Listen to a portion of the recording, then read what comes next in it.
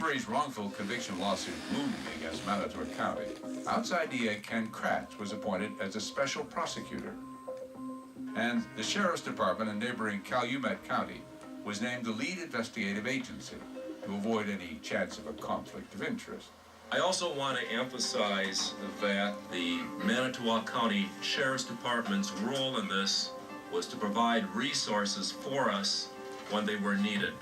And that's their only role in this investigation. But Avery had his concerns. What I feel like, that they're gonna railroad me again, set me up. Where they set me up the first time, I had to do it 18 years to prove my innocence, you know. Now they want to redo it and see if they can get me or plant evidence so I don't get back out.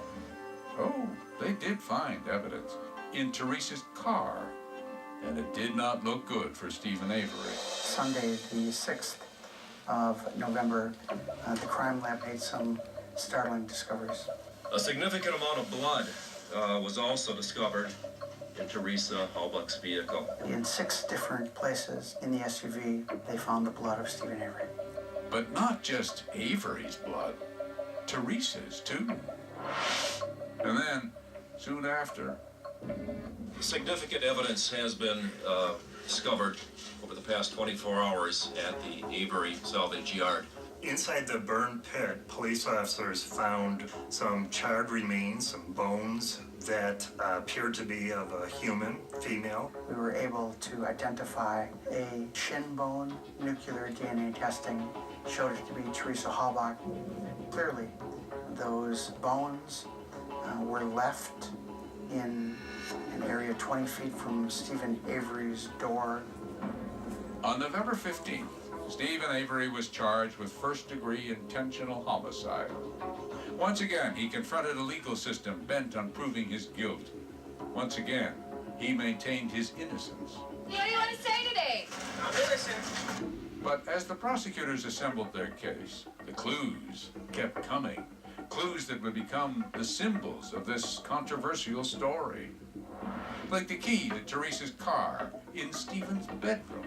Sergeant Colburn was moving around a little cabinet that was in the bedroom area, and that upon putting it back, he and Sergeant Link noticed a key. It simply fell and ended up on the floor.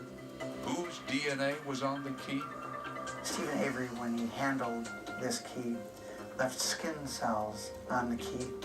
And several months later, inside Stephen Avery's cluttered garage, officers searched the garage. A bullet was found back underneath a compressor. Another bullet was found in a crack in the concrete. And on one of the bullets that the officers collected, the DNA of Teresa Halbach was found. ballistics experts said it had been fired from the .22 caliber rifle hanging over Stephen Avery's bed. If you have a bullet that's fired from Stephen Avery's gun, and that bullet passed through the body of Teresa Halbach, there was an excellent chance that we knew exactly not only who killed her, but how she was killed. It was a steady stream of incriminating evidence. She's last seen at the junkyard. Her vehicle was found at the junkyard. There's her blood in her vehicle. Her body parts are found on the property. That has to be explained somehow. For prosecutors, it all built to one inescapable conclusion. But Kratz was still concerned. This wasn't a case I had to prove beyond a reasonable doubt. It was a case I had to prove beyond all doubt. The only thing lacking seemed to be an eyewitness.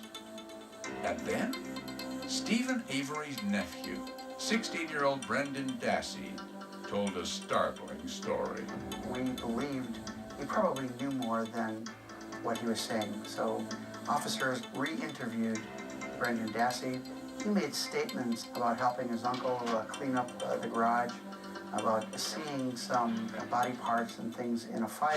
Breaking news out of Calumet County, a horrifying account of what prosecutors say happened to Teresa Halbach. As Brendan approaches the trailer, he hears screams for help. Brendan accompanies his 43-year-old uncle down the hallway to Stephen Avery's bedroom. And there they find Teresa Halbach, completely naked and shackled to the bed. Stephen Avery, at this point, invites his 16-year-old nephew to sexually assault this woman that he's had bound to the bed. During the rape, Teresa is begging for help. Brendan watches Stephen Avery take a butcher knife from the kitchen and stab Teresa Halbach in the stomach. 16-year-old Brendan, under the instruction of Stephen Avery, cuts Teresa Halbach's throat, but she still doesn't die. According to this complaint, Dassey and Avery are accused of choking Teresa Halbach and then dragging her lifeless body outside, throwing her in the burn pit, and shooting her in the head and in the stomach. It was a lurid tale, the prosecutor told, like something out of a tawdry thriller. Stephen Avery, convicted rapist, exonerated hero, patron saint of the wrongfully convicted, was once again in the white-hot glare of the media spotlight. The evidence was, in a word, overwhelming, which raised the question, was it a little too overwhelming? Was Stephen Avery framed?